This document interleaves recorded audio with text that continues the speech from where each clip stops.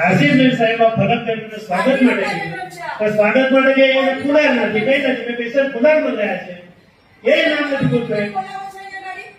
અમારા સમાજને અપરિત કરવાનું કામ કરે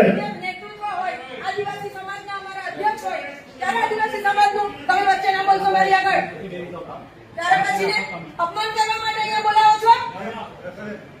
ના સાહેબ તમે પ્રભારી મંત્રી છો ને તમે જુઓ છો સવારથી કાર્યક્રમ કેવી રીતે ચાલી રહ્યા છે આ મારું અપમાન કરવા માટે બોલાવો છો તમે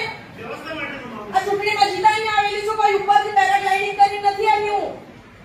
અહીંયા મારા વિસ્તારના અધ્યક્ષ છે મારા આદિવાસી મોરચાના અધ્યક્ષ છે ના સાહેબ આભાર આપનો થેન્ક યુ આપે મારા માટે લડ્યા એના માટે ખૂબ ખૂબ આભાર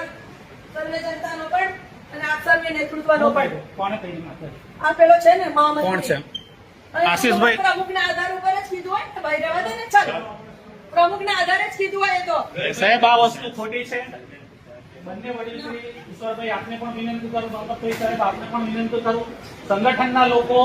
જિલ્લા પ્રમુખના માર્ગદર્શન હેઠળ જ આ બધા જે કંઈક ધતિંગો થઈ રહ્યા છે આ જિલ્લામાં જિલ્લાને બરબાદ કરવાના ખરાબ કરવાના ભાગની ચલો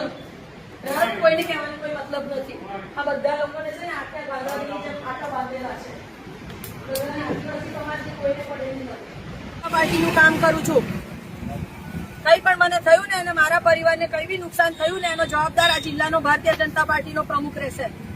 મારી સાથે વાત કરવા આવે ને તો એવા લોકોને ધ્યાનમાં રાખીને એ લોકોને તડકાવવામાં આવે છે ગુસ્સે એ લોકોની સામે એક્શન લેવામાં આવે છે ને એવા લોકોને એ લોકોની અહીંયા ગાડી મારું અપમાન થયું છે અમારે નથી આવવું ભાઈ ત્યાં અમે તો આદિવાસી છીએ ને એટલે અહીંયા તાપ તડકામાં જ બેસીશું